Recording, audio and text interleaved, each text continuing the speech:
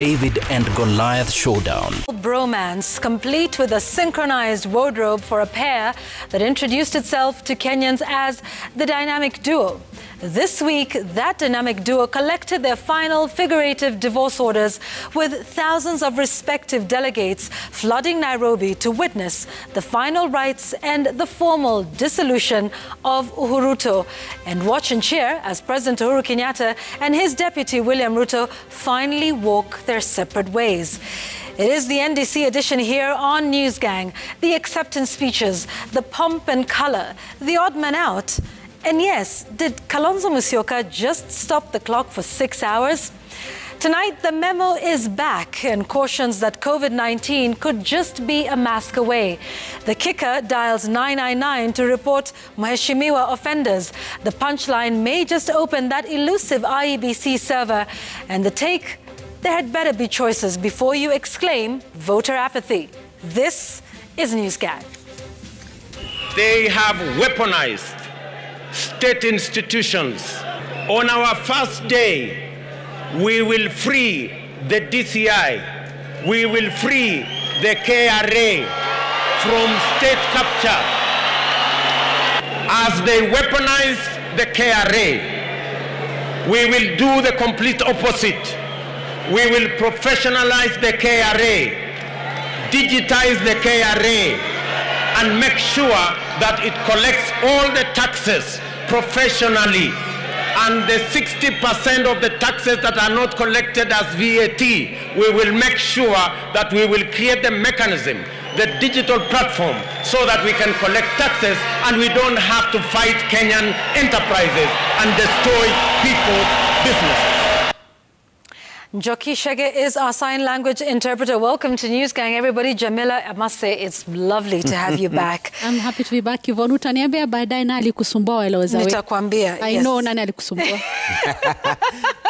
Did you see the traditional dancers? And the red carpet uko nje nilipokuja. Yes, I saw. Red carpet nini. Ni wewe uniorganize. But of course. I'll come back. After kusumbua. Yeah. Thank you. The soloist was supposed to be Roba, but we realized it was not a good idea, so yeah, we recalled him. It's good to be back. Fantas actually looked good in a size of skirt. Absolutely. Yeah. Oh dear. Okay, so you're hearing people mentioned who are behind the scenes. We call them the deep state. But listen, the deep state is something, of course, that's been brought up. But this is the NDC edition. You, by the way, attended both NDCs. Yes. But let's start off with the most recent one on Tuesday, which, by the way, you know, was quite a lengthy one, I think, for really most of the day. You know, a lot happened there. What was your perspective from covering that? I would say the Tuesday event, just like the Saturday event, which we'll come to a little later, was significant politically. Significant in the sense that while all along we knew Deputy President William Ruto would be the presidential contender for the United Democratic Alliance, UDA, it was the formalization of it at Kasarani Gymnasium. And Kasarani Gymnasium has its own historical perspectives in terms of party politics, party NDCs. You remember the KANU, the Jubilee NDCs, the Wiper NDC the other day. So it's one very significant place politically insofar as NDCs are concerned. I would think Tuesday now gave us what you can say was the whistle, or the blowing of the whistle for the political race this year. William Ruto being named the presidential contender for UDA. And I would not put it far away that in a few weeks or so, as the Kenya Kwanza team will maybe go back there, or probably Bombers of Kenya, and announce him as the presidential contender for the Kenya Kwanza team. So put it this way, the race is on for the Uhuru succession race in August. Quite a number of things that the Deputy President has said.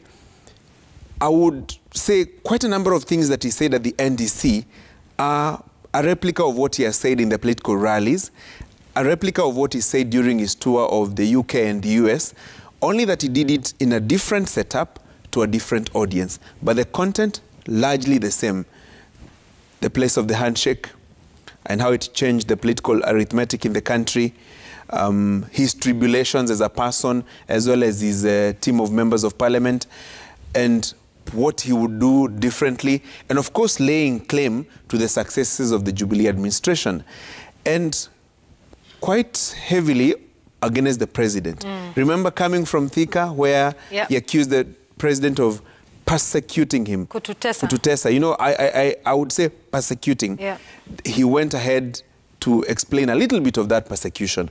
So I would say it was a mixed bag in terms of the messaging, and of course colorful, like all NDCs would typically be. So it was also a bit of fanfare, as you would expect in such a huge gathering. Yeah, and there was also some rather awkward moments. We'll talk about those and explain some of them, because you were in the room when a lot of that was happening. But Linus, you know, Kasarani is historical. There were times when it was Kasarani, Kisirani, but it also did sort of mark the final nail on the coffin for, you know, Ruto. Absolutely. It's exactly a day to 20 years since the first Kasarani Kisirani, which was on the 18th of March 2002. And I remember that day as reporters, we were out there in Kasarani waiting for a big event, and that is the merger of the ruling party KANU, led by President Daniel Arap Moi, and the National Development Party, NDP, led by Raila Odinga. There's something about March and Kenyan politics. March is that crazy month. Things happen. The fortunes are different. There are those who will enjoy the month of March, and there are those who will pay the price for what March brings to politics of Kenya. Back in 1966, it was actually in March, I think the 14th of March, that Jaramogi Oginga Odinga, the father of Raila Odinga, went to Limuru Conference Center as Vice President of the Republic of Kenya and Vice President of the ruling party KANU, and came back having been removed from that position in Limuru. And what KANU did, because it was the height again of another contest between the president and the vice president at the time. The president was Jomo Kenyatta and the vice president was Jaramogi Oginga Odinga. And the circumstances were different, but either way, there was bad blood between the two offices. And what KANU did, using the brains of Tom Mboya, who was a brilliant schemer in KANU, they decided to neutralize the powers of Jaramogi Oginga Odinga by de-emphasizing the office of the vice president of KANU. And how they did that was to split it into 8 positions and get 8 other vice presidents to take those positions. Jaramogi, who was supposed to be vice president representing Nyanza region, was replaced by Lawrence Sagini from Nyanza as well. He came from Kisii. That is March 1966. March 2002. March 2002 is very significant, even for William Ruto, who launched his presidential his formal presidential run on Tuesday, because on the 18th of March, that is tomorrow, 20 years ago, Ruto was among the young Turks of KANU that Moi, the president, was propping up to take over from him. Because it should be remembered, and you will see in all photos, that William Ruto was very close to Uhuru Kenyatta. They were very, very close in terms of political assignments that they were performing at the time. You will see him in those campaign vehicles with Uhuru Kenyatta, who was a political greenhorn, basically, who has not held any elective position before. And that was what March gave Ruto. But he stood there and witnessed what party politics can do to a sitting vice president. The sitting vice president on the day, 66, it was Jaramogi. 2002, it was George Saitoti. George Saitoti and KANU Secretary General Joseph Kamodo were told, you have to step down. You have to offer to withdraw from your interest from those positions. This was the come a time moment. Yes. There comes a time. There comes a time moment. And you shouldn't forget there was something called Keti Chini Professor. You know, because he was trying to ask what is going on? What is going on? Are you sure this is what we should be doing? That was March 18, 2002. Then we come to March 2022. Yes. March 2022 has also marked the formal parting of ways between President Uhuru Kenyatta and his deputy William Ruto. And the formal parting of ways is in a space of a few days, because you remember there was the Azimio La Umoja NDC on Saturday, and then there is the UDA NDC on Tuesday. So there is something mad about March. March makes and March destroys political careers. Yvonne, when Linus talked about how Deputy President William Ruto was in Y2K and the fact that he's been up in politics for a long time, we can call him a consummate politician who has come all the way from student leadership to Y2K, to Member of Parliament for Eldoret North, to Minister, Deputy President. And we've been told he's not lost an election since he has ever run for any seat. He's always won it. So he's a consummate politician and he understands politics. You can't compare maybe to those who have come into politics maybe from the field of academia. Maybe someone was an accountant or he was a teacher and has come into politics. William Ruto has been a politician through and through. And when I was listening to him during the NDC, he attempted to speak about the collapse of institution, state capture.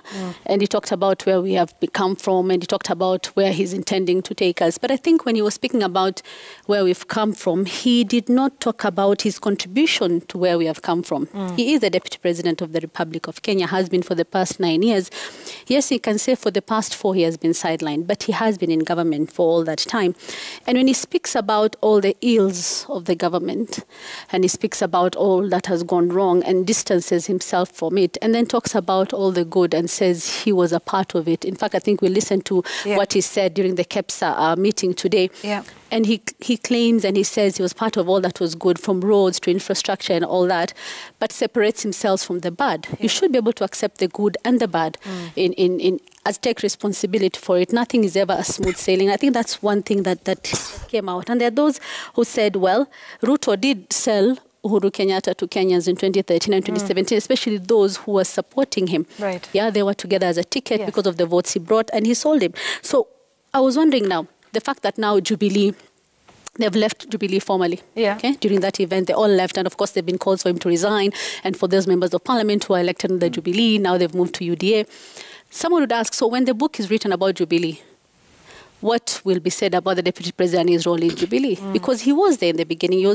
He was part and parcel of it. But now, a big defender of it. In fact, remember when we were talking about the debt issue, he was interviewed here on Citizen TV, and he said, ask niulize mimi na ulize rais. But now he's amekataa kabisa maswala haya. So those are some of the things that are going through my mind when I was listening to him speak. And it's interesting, you know, what you said about him, you know, talking about the ills in this government. Maybe we can listen to some of those where he talked about, you know, the judiciary fund, and he talked about, you know, the very latest crackdown on those in the border sector. Let's listen to those two.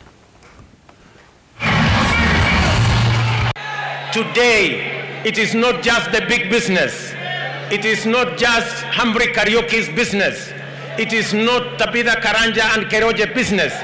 Even the border today are victims of a weaponized fight against people who don't share in the belief of those who hold the levers of power today. And I want to promise them that power is transient. And the people of Kenya will overcome. On our first day, we will operationalize the judiciary fund so that we can free the judiciary, give them financial independence so that they can discharge their responsibility of sorting out disputes, making sure that criminals are put behind bars, and making sure the corrupt find their place in jail, by making sure that they have the independence to discharge their responsibility without the current encumbrances imposed on them by resources that are not being released because there is a deliberate move to ensure that the judiciary fund has not been operationalized, yet it has been in our laws for the last 10 years. Yeah, so like we've said, a lot of criticism of this, and one would remember the very stinging attack against the judiciary after the 2017 Supreme Court annulling of the presidential election, and there were some very hard questions that were asked of the judiciary by the deputy president and the president at the time, and we know what happened with the judiciary budget after that. Gashuri, you always say it's what is said and what is not said, and perhaps how it is said. Did he then use this moment to present himself as the candidate, for August 9th, 2022? Yes, he did. And let me take it up from where you've just left about the judiciary. Yeah. You see, the speech by the deputy president at Kasarani is typically what would be an opposition leader speech, because not so long ago, the government was very heavy. The executive, let's put it that way, was very, very heavy on the judiciary, and even used its numbers in the legislature to deny the judiciary resources. Yeah? And at that time, Linus likes to call it every so often a shared presidency. At that time, at the forefront in punishing the judiciary was the presidency, yeah, if you may like it. And the 2017 stinging criticism of the judiciary was a shared They both actually did make quite some, heavily. Yeah, heavy. And so this is a scenario where the deputy president finds himself as an incumbent, but also in the opposition. It sounds like a contradiction, which it is actually politically. You're in government, but you're also in opposition for all intents and purposes. It reminds me of the Raila Odinga candidate of 2013, who was a prime minister, but at the same time, sounding like an opposition leader in the same government. And so we are back to where the scenario was in 2013, and explains to you how our politics is set up, that you can be in power, but at the same time, not in power. And so the deputy president finds himself in a very interesting political setup, so to say. He has not lost an election since he began his political career. One probably would argue that the 2007 presidential bid by Raila Odinga, in whose team he was, lost in that election, whether that would count. But as an individual, he hasn't lost any seat that he has contested for. Yeah. So, but I would say this August presidential race will be his biggest race ever, because he finds himself in a scenario that he has not been previously. Before. Did he? All along, you would say he has played in the side of government, per se. But now he finds himself on the opposite. On the opposite. Yeah. One would argue how, but it's evident where he is today. And some of the things that he was saying there would easily be the same things that Raila Odinga would have said if the reverse was true. If the 2013, 2017, 2017 to 2022 team remained as it was. The things that you were saying at Kasarani would most likely have been the same things that Raila Odinga would have been saying. But now look at it differently. The things that Raila Odinga was saying at KICC and later at Jacaranda grounds are more or less likely the things that the deputy president would have been saying if the handshake was not there in 2018. So we are looking at a very interesting political scenario as a result of the handshake of 2018. Linus, did he acquit himself as now the presidential candidate for UDA? It was very heavy on the past and on, what happened 2013 to 2017, and then, the betrayal. He spent quite a bit of time, laying that out again, which was similar to what he'd said on his trip abroad. I think he struck the right chord for his base, that is the UDA base. Because when you look at how UDA is formatted, there is an element of protest in how they are pushing their political agenda. They are rebelling basically from government, from Uhuru, from Jubilee, and you know, it goes back. It's a development that goes as far back as the time of Tanga Tanga, and then now converting itself to a political party. And I want to agree with Francis that the deputy president is having to sound like the outsider. He is running against this government. He is the anti-establishment candidate. He is the one running against Uhuru Kenyatta, running against Jubilee administration. Because if you look at all things that he's pointing out, whether it's the the judiciary fund, whether it's the issue of DCI and KRA, basically, really, if there's anything wrong with those institutions, then he should be taking part or taking responsibility in equal measure, just like President Uhuru Kenyatta as his running mate. They've been running this government for the last 9 years, and he likes reminding everyone that he is deputy president of this administration. But what he has done is he's taking the outer lane. And that's because the inner lane is not available, really. There's something that has happened there, which we'll talk about when we come to the Azimio nomination. But there's something that also comes out right there. One thing the DP had to prove to his base is resilience, the tone of "I'll fight for you." I will give you a campaign that you'll be proud of.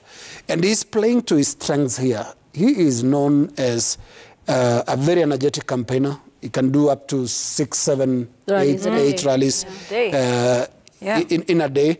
There's that joke about the team that joined him in Kenya Kwanza from one Kenya, and you want to complete that, Francis? No.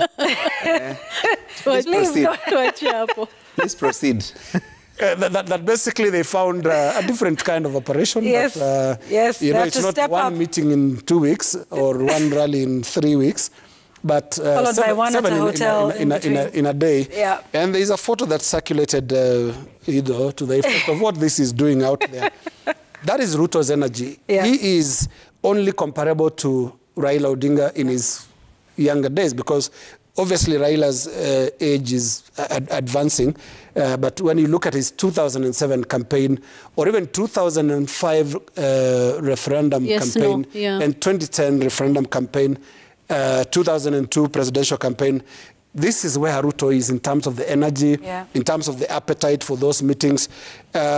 And so the one thing that is promising is I'll give you a very, very energetic campaign. But there's something else he tried to do in Kasarani, which is to build and showcase the Kenya Kwanza alliance. Because he's saying, I'm not alone, I have people here.